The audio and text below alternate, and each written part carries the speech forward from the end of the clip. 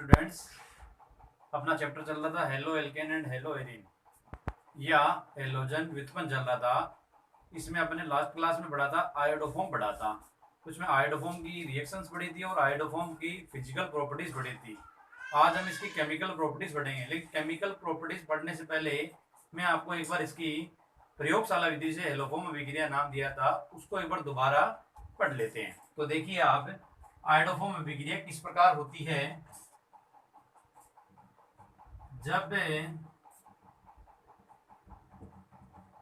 Ethyl alcohol अथवा acetone की क्रिया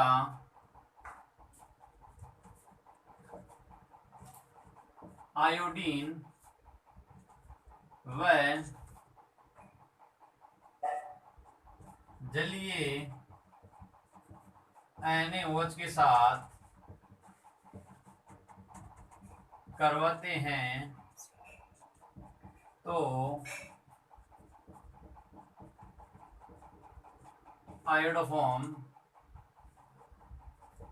बनता है। इसे हेलोफॉर्म अभिक्रिया कहते हैं। यह मेथड जो है ये आपका प्रयोगशाला विधि के द्वारा अपन ने बनाया था। इस विधि आयोडोफॉर्म बनाने की ये जो विधि थी, ये विधि थी प्रयोगशाला विधि। देखिए किस प्रकार इसका फॉर्मेशन होगा। सबसे पहली स्टेप में जैसे मैंने लिया एथिल एल्कोहल CH3CHOH ये ले लिया H। ध्यान दीजिए आप, यहां पर सबसे पहले इसकी क्रिया कराई जाएगी आयोडीन से। देखो यहां पर ये ग्रुप जो लिया है H, यहां पर आप एल्किल ग्रुप R भी ले सकते हो या R की जगह आप क्या ले सकते हो, R बराबर हम लिख सकते हैं एल्किल ग्रुप CH3 भी ले सकते हैं और H भी ले सकते हैं। ठीक है, यदि आप R से लिखिए तो भी आपका करेक्ट रहेगा और H से करोगे तो भी सही। R बराबर CH3 भी लिख सकते हो या H भी ले सकते हैं समूह।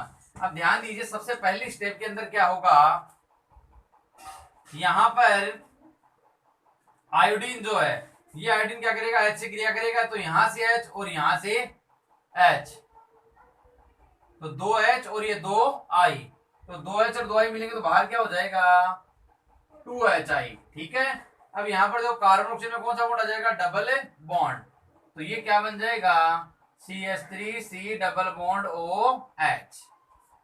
ठीक है, सेकंड पद में देखिए अब आप, ये अपना ग्रुप बना है CH3C डबल बॉन्ड OH। इसकी क्रिया वापस किससे हो जाएगी, आयोडीन के साथ। अब ये आयोडीन क्या करेगा, हाइड्रोजन का क्या कर देगा, प्रतिस्थापन। ये बड़ा था, यहाँ हाइड्रोजन कितने हैं, 3, तो 3 हाइड्रोजन का ये आयोडीन प्रतिस्थापन करेगा तो कितने H बाहर हो जाएंगे, यहाँ 3H है तो 3I लोग क्या हो जाएगा 3HI। ठीक है, अब यहाँ पर 3I प्रतिस्थापित करें तो क्या बन जाएगा CI3C डबल बॉन्ड OH। ठीक है, अब देखिए यहाँ पर ये कितना मोल लेना पड़ेगा, 3 मोल, तो ये बन गया सेकंड कंपाउंड। अब थर्ड स्टेप में क्या होगा, CI3C डबल बॉन्ड OH। अब इसकी क्रिया किससे हो जाएगी, NaOH के साथ, तो यहां से ये ग्रुप क्या हो जाएगा, बाहर हो जाएगा क्या, तो ये क्या बनाया था हमने HCOONA और ये H इसके साथ जुड़ेगा तो क्या बन जाएगा आयोडोफॉर्म प्लस HCOONA। ये क्या फॉर्म हो गया, आयोडोफॉर्म, और ये बन गया सोडियम फॉर्मेट। इसका नाम क्या है,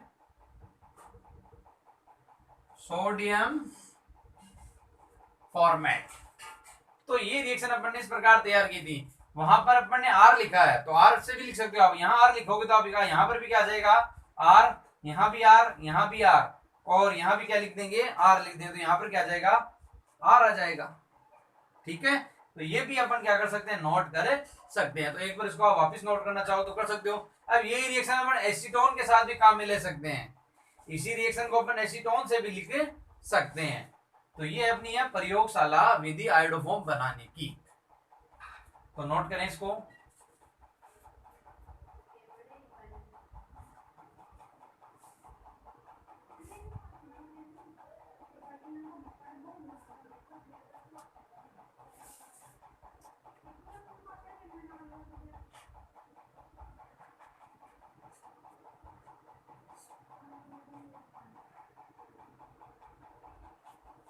नेक्स्ट स्टेप देखना अब आप है।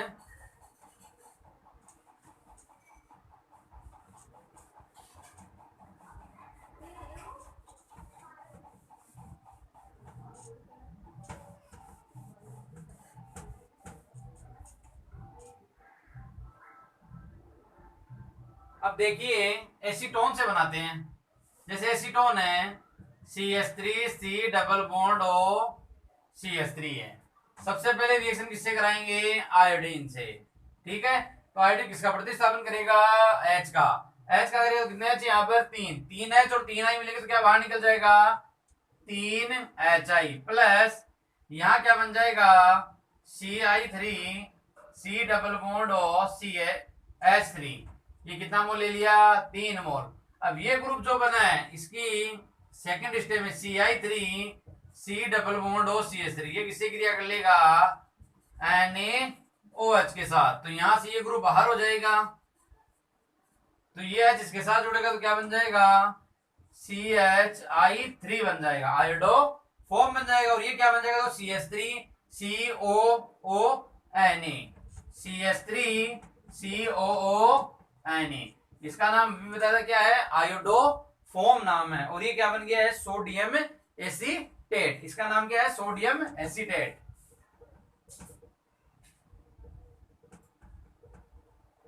ये सोडियम एसीटेट। तो हम प्रयोगशाला विधि जिसे एलोफॉर्म भी क्या करते हैं, उसे हम एथिल एल्कोहल से फॉर्मेशन कर सकते हैं और एसीटोन के साथ भी फॉर्मेशन कर सकते हैं। तो एसीटोन अपना ये होता है CH3 C double bond O CH3। As it is reaction है जो क्लोरोफॉर्म की अपन ने प्रयोगशाला विधि वहां पर पढ़ी थी, एलोफॉर्म अभिक्रिया द्वारा बनाया था क्लोरोफॉर्म, एकदम सेम पोर्शन है ये भी। तो इसको भी नोट करें आप। इसके बाद में भौतिक गुण की जो बात थी वो अपन ने कर ली थी। पीले रंग का ठोस पदार्थ होता है आयोडोफॉर्म, और जल में अविलय होता है। इतर है, एल्कोहल है, इसमें विलय होता है। क्लोरोफॉर्म में विलय होता है, उससे क्रियाशील ज्यादा होता है। ये इसके थे भौतिक गुण थे आयोडोफॉर्म के। आज हम इसके स्टार्ट करते हैं आगे रासायनिक गुण। तो नोट करें इसको।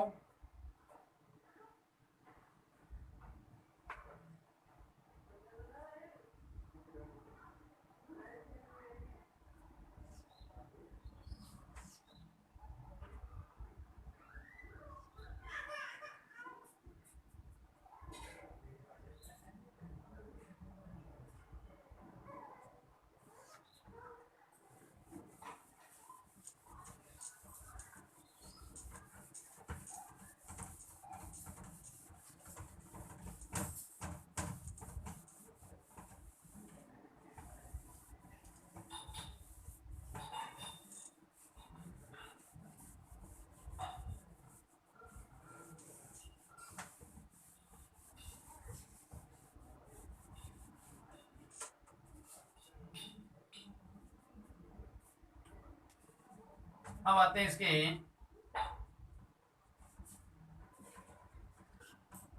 आयोडोफॉर्म के रासायनिक गुण। भौतिक गुण अपने लिख लिए थे, आज पढ़ेंगे आयोडोफॉर्म के रासायनिक गुण।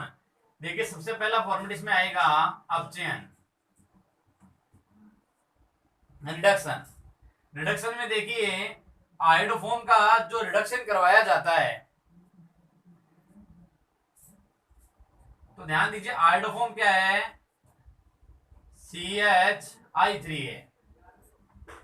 रिडक्शन का मतलब इसका योग होगा हाइड्रोजन का। ये रिडक्शन हम करवा सकते हैं Zn प्लस HCl।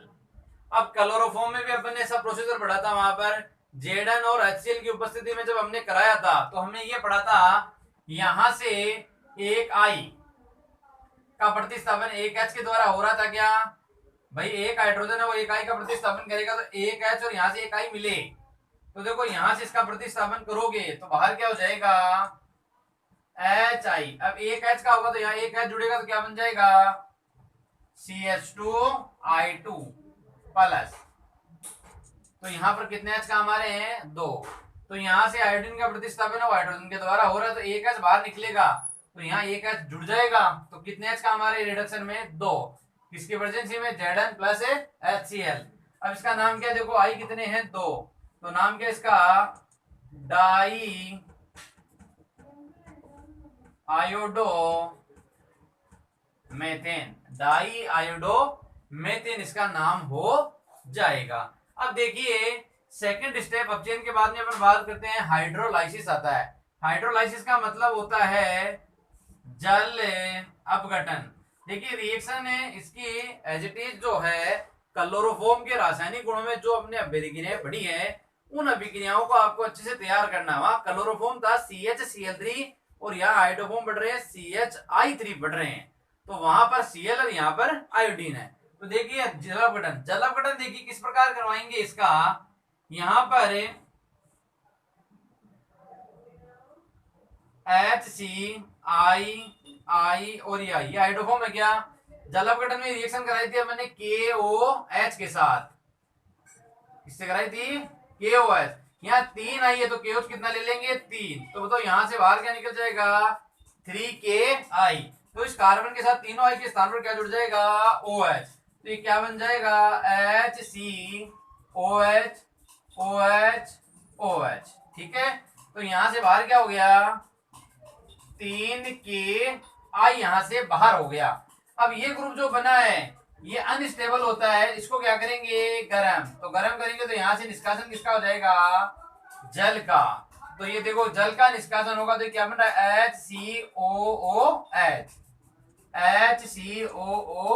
क्या बन जाएगा, फॉर्मिक अम्ल। ये बन जाएगा फॉर्मिक अम्ल और प्लस में बाहर क्या हो रहा है, H2O हो जाएगा। तो जब आयोडोफॉर्म का जल अपघटन करेंगे तो क्या बनेगा, फॉर्मिक अम्ल बनेगा। यहाँ जब आयोडोफॉर्म का अपचयन करवाएंगे तो क्या बनेगा, डाई आयोडो मेथेन बनेगा। इसके बाद में देखिए एक इसकी रिएक्शन करवाएं सिल्वर पाउडर के साथ। थर्ड रिएक्शन है सिल्वर पाउडर के साथ। देखिए सिल्वर पाउडर की रिएक्शन अपन ने क्लोरोफॉर्म में पढ़ी थी, तो ध्यान दीजिए ये HCI और ये I, ठीक है। यहाँ सिल्वर पाउडर लिया अपन ने तो यहाँ वहां पर अपने क्लोरोफॉर्म में कितना मोल लिया था, 6। तो बताओ यहाँ आयोडोफॉर्म के कितने मोल ले लेंगे, 2 मोल। I ये C और H, तो यहाँ से बताओ 6AgI क्या हो जाएगा, बाहर। तो बताओ यहाँ CH और CH में कौन सा बॉन्ड आएगा, ट्रिपल बॉन्ड। तो क्या बन जाएगा, CH triple bond CH plus 6AgI। इसका नाम क्या है, एसिटिलीन। तो जब आयोडोफॉर्म की क्रिया सिल्वर पाउडर से करवाते हैं तो क्या बनता है, एसिटिलीन बनता है। ये बार बार कहा जा रहा है आयोडोफॉर्म की रासायनिक अभिक्रिया आपने अच्छे से तैयार की है, तो सॉरी क्लोरोफॉर्म की रासायनिक अभिक्रिया अच्छे से आपने तैयार की है तो आयोडोफॉर्म उसका एकदम से कंपैरेटिव है। वहां Cl और यहाँ पर क्या है, I है। तो ये तीनों अभिक्रियाएं नोट करें आप, अपचयन, जल अपघटन, सिल्वर पाउडर के साथ क्या प्रोडक्ट बनता है ये ध्यान होना चाहिए।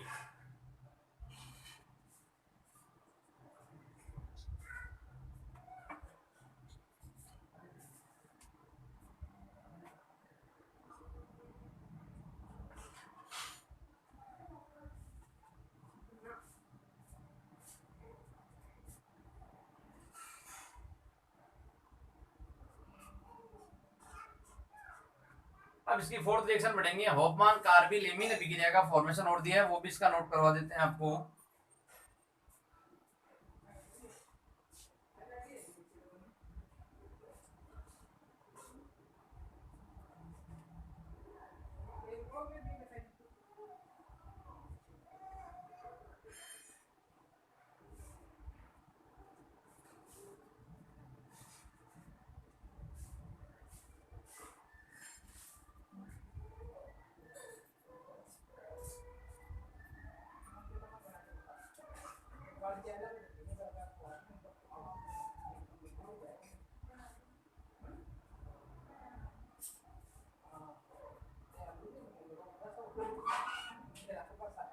ठीक है, तो नेक्स्ट अभिक्रिया देखिए अब आप।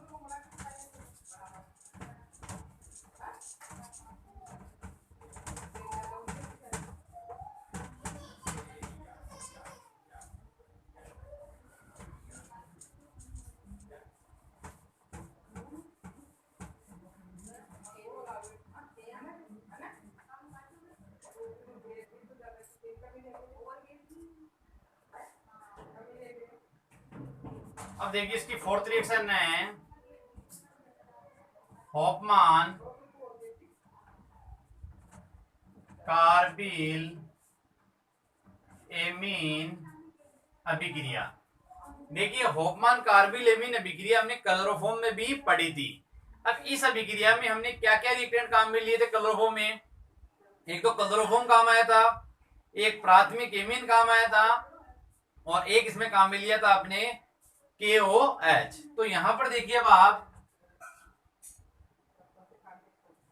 ये तो काम में ले लेंगे क्लोरोफॉर्म की जगह, तो क्या जाएगा आयोडोफॉर्म। आयोडोफॉर्म का रिएक्शन हम किसे कराएंगे? प्राथमिक एमीन। जैसे प्राथमिक एमीन ले लिया CH3NH2, ठीक है, और यहां पर R भी लिख सकते हो आप, प्लस यहां पर ले लेंगे KOH, ठीक है। अब देखो यहाँ पर I कितना है 3, तो यहाँ पर KOH में कितना मोल ले लो 3 मोल। तो देखो यहाँ से 3 KI क्या हो जाएगा बाहर। सबसे पहले तो यही कर देते हैं, 3 KI बाहर कर देते हैं। अब थोड़ा सा ध्यान दीजिए, यहाँ पर देखिए ये ग्रुप जो बना हुआ है, यहाँ पर हाइड्रोजन क्या हो जाएगा अलग। हमें क्या बनाना है? ओपन कार्बिल एमीन अभिक्रिया में क्या बनता है, ध्यान देना भी आप, आइसोसाइनाइड। क्या बनता है? आइसोसाइनाइड बनता है। आइसोसाइनाइड क्या होता है? NC। तो देखो यहाँ से H क्या हो जाए बाहर हो जाए, तो इस नाइट्रोजन के साथ क्या जुड़ जाएगा? कार्बन जुड़ जाएगा। तो ये क्या लिख सकते हो? CH3NC। इसका नाम क्या लिख सकते हैं? CH3 क्या बोलोगे? मेथिल। और ये क्या लिख देंगे? Isocyanide, methyl isocyanide. अब यहां पर देखिए H और O मिलेगा तो क्या बाहर निकलेगा? H2O। अब यहाँ पर O कितना है? देखिए 3 है, तो कितना मोल बनेगा? ये भी 3 मोल ही बनेगा। तो यहाँ पर देखो H आपकी कंप्लीट 6 है, 3 तो ये रहे, 3 और 2 5, 5 और 1 6। तो होफमान कार्बिल एमीन अभिक्रिया में क्या बनता है? Methyl isocyanide. सिर्फ क्लोरोफॉर्म में वहां पर क्या था? CHCl3, और यहाँ पर क्या लगा दिया? I। तो क्लोरोफॉर्म यदि आप अच्छे से प्रिपेयर करोगे तो आयोडोफॉर्म काफी सिंपल है। अब इसके बाद में एक इसमें आएगा आयोडोफॉर्म के बारे में। वहां क्लोरोफॉर्म के बारे में शुद्धता का परीक्षण पढ़ा था। शुद्धता का परीक्षण वहां पर मैंने आपको बताया था कि जो शुद्ध क्लोरोफॉर्म होता है वो AgNO3 के साथ क्या होता है? श्वेत अवक्षेप नहीं देता है, सिल्वर नाइट्रेट उसमें डालते हैं। और अशुद्ध क्लोरोफॉर्म जो होता है वो AgNO3 के साथ क्रिया करके क्या करता है? AgCl का श्वेत अवक्षेप देता है। इसी प्रकार यदि आयोडोफॉर्म जो होगा, आयोडोफॉर्म में यदि हम AgNO3 डालेंगे तो ये क्या करेगा? AgI का पीला अवक्षेप देता है। क्यों देता है? क्योंकि इसमें आयोडीन क्या हो जाती है? बाहर निकल जाती है। तो ये रिएक्शन नोट करें। इसके बाद में मैं आयोडोफॉर्म की भी आपको नोट करवा देता हूं, शुद्धता का परीक्षण।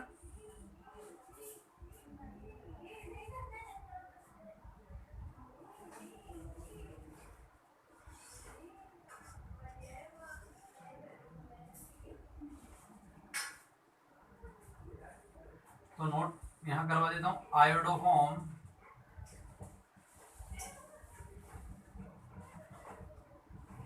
परीक्षण क्या है? टेस्ट। तो ध्यान दीजिए, आयोडोफॉर्म AgNO3 के साथ क्रिया करे AgI का पीला अवक्षेप देता है, क्योंकि आयोडोफॉर्म अपघटित होकर आयोडीन मुक्त करता है। तो ये आयोडोफॉर्म का टेस्ट है। मान लीजिए हमने एक टेस्ट ट्यूब ले ली उस टेस्ट ट्यूब में डाल दिया अपने आयोडोफॉर्म डाल दिया, ठीक है, क्या डाल दिया, आयोडोफॉर्म डाल दिया इसके अंदर। अब इसके अंदर क्या डाल देंगे, AgNO3 डालेंगे। AgNO3 डालेंगे तो इसमें क्या बनेगा, ये आयोडोफॉर्म क्या देगा, आयोडोफॉर्म का सूत्र क्या होता है, CHI3 होता है। तो यहाँ से क्या मिलेगा I और यहाँ से Ag, तो Ag और I मिलकर क्या बना देगा, AgI। इसका पीला ऑक्साइड क्या बनेगा, इसके अंदर बनेगा, क्योंकि आयोडोफॉर्म क्या होता है, अपघटित होकर क्या दे देगा, देखो I3 है तो एक आयोडीन क्या हो जाएगी, यहाँ से फ्री हो जाएगी। तो ये आयोडोफॉर्म का परीक्षण जो है। इसके बाद में आयोडोफॉर्म का एक उपयोग है, आयोडोफॉर्म का जो उपयोग है प्रतिरोधी और रोगाणुनाशी के रूप में भी किया जाता है, एंटीसेप्टिक के रूप में किया जाता है, प्रतिरोधी और रोगाणुनाशी के रूप में इसका उपयोग होता है। तो ये भी मैं आपको नोट करवा देता हूं लाइन।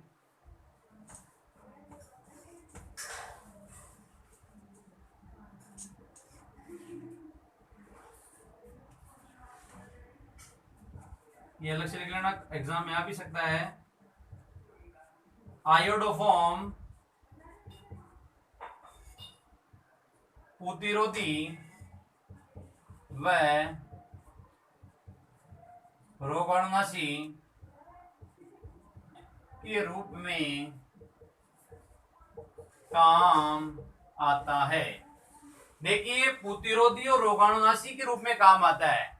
प्रतिरोधी का मतलब होता है ये ऐसे रसायन होते हैं जो सूक्ष्म जीवाणु क्या कर देते हैं, नष्ट कर देते हैं, जो सूक्ष्म जीवाणु क्या कर देते हैं, नष्ट कर देते हैं। और ये भी क्या करते हैं, सूक्ष्म जीवाणुओं को ही नष्ट करते हैं। लेकिन इन दोनों में डिफरेंस क्या होता है, प्रतिरोधी जो होता है इसका उपयोग जीवित कोशिकाओं पर होता है। जैसे मान लीजिए अपन चल रहे हैं, चोट लग गई, तो चोट लगती तो क्या होता है, ब्लड बाहर निकलता है, तो वहां पर अपन प्रतिरोधी के रूप में काम में लेते हैं, जैसे डेटोल ले लेते हैं काम में, क्या लेते हैं, डेटोल। तो डेटोल क्या करेगी, उस ब्लड को क्या कर देगी, उसको रोक देगी। तो इसका उपयोग ध्यान रखना सजीव कोशिका पर होता है। प्रतिरोधी ये भी सूक्ष्म जीवाणुओं को वृद्धि को रोकते हैं, ये भी सूक्ष्म जीवाणु की वृद्धि को रोकते हैं, लेकिन इसमें थोड़ा सा ध्यान रखना, इनका जो उपयोग होता है वो जीवित कोशिकाओं पर होता है, सजीव, और इनका जो उपयोग होता है ये भी सूक्ष्म जीवाणु की वृद्धि को रोकते हैं, इनका उपयोग होता है अजीवित कोशिकाओं पर, अजीवित कोशिकाओं पर। अर्थात जैसे मान लीजिए दीवार है, फर्श है, इनकी सफाई करते हैं, जैसे फिनाइल वगैरह अपन काम में लेते हैं घरों में, तो उसकी जो सफाई करते हैं उसमें क्या होते हैं, वो रोगाणुनाशी होते हैं, क्या होते हैं। तो इसका मुख्य डिफरेंस थोड़ा ध्यान रखना, प्रतिरोधी जो इसका उपयोग जीवित कोशिकाओं पर होता है और इसका उपयोग जो होता है अजीवित कोशिकाओं पर। इसकी मात्रा कम ली जाती है, इसकी मात्रा कम ली जाती है, इसकी मात्रा क्या ली जाती है, ज्यादा ली जाती है। मैं डेटोल है, चोट लगती तो मात्रा कम ही लेते हैं अपन, फर्श वगैरह दीवार है ये साफ करते तो क्या लेते हैं, मात्रा ज्यादा लेते हैं। तो ये अपना है प्रतिरोधी और रोगाणुनाशी के रूप में काम में लेते हैं आयोडोफॉर्म को। तो ये अपना आयोडोफॉर्म क्या हो गया, कंप्लीट। इसके बाद में अपना आएगा कार्बन टेट्रा क्लोराइड के बारे में अपन स्टडी करेंगे। कार्बन टेट्रा क्लोराइड क्या होता है, तो थोड़ा सा मैं आपको इसका भी आगे स्टार्ट करते बता देता हूं।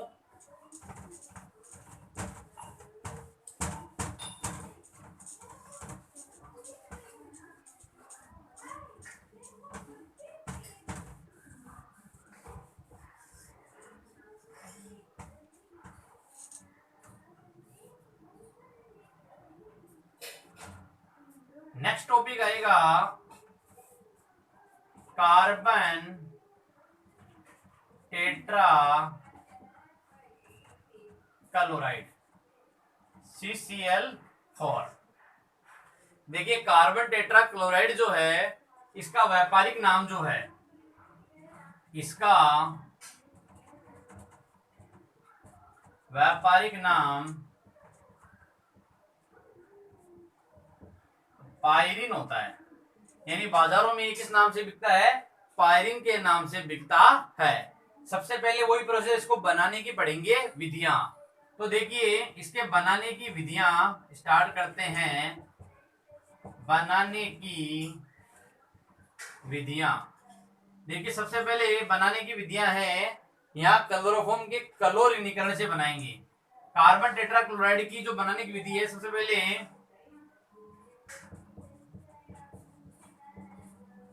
क्लोरोफॉर्म के क्लोरीनीकरण से कैसे बनेगा, ध्यान दे। क्लोरोफॉर्म क्या होता है, CHCl3 होता है। क्लोरीनीकरण का मतलब किससे क्रिया करवा देंगे, क्लोरीन के साथ, किसकी उपस्थिति में? सूर्य का प्रकाश। देखिए यहाँ पर क्या है H, और एक यहाँ से क्या ले लेंगे CH, तो एक H और एक Cl मिलेगा तो बाहर क्या हो जाएगा? HCl।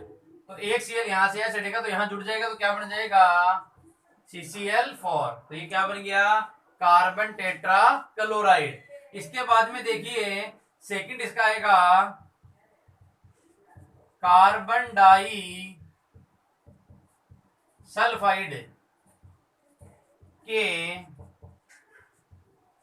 क्लोरीनीकरण से, कार्बन डाइसल्फाइड के क्लोरीनीकरण से। अब कार्बन डाइसल्फाइड देखो क्या होता है? CH2 कहते हैं, कार्बन डाइसल्फाइड। क्लोरीनीकरण करवाना तो रिएक्शन किसी हो जाएगी? वही क्लोरीन के साथ। तो क्लोरीन के साथ करवाएंगे तो इसमें वही क्या बनेगा?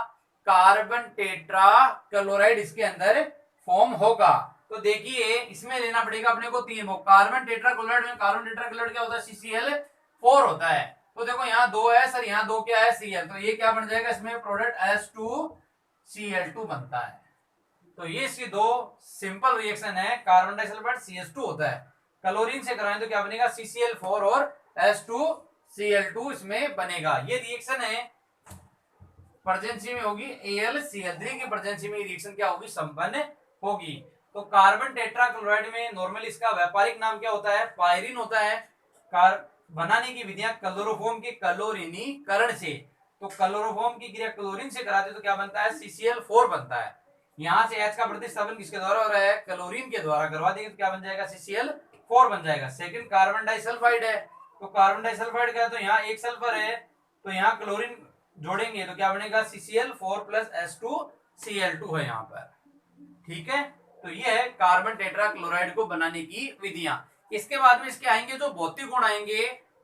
तो भौतिक गुणों में जैसे देखो, एक तो क्या होता है? मधुरगंध युक्त होता है, कलरलेस होता है ये, और इसके अलावा अज्वलनशील पदार्थ होता है, आग बुझाने में इसे काम में लेते हैं। जल में ये भी अविलेय होता है, एल्कोहल है, ईथर है, इनमें ये विलेय होता है। तो इसके भौतिक गुण है, इसके रासायनिक गुण है, इसकी चर्चा अपन करेंगे नेक्स्ट क्लास के अंदर। Thank you.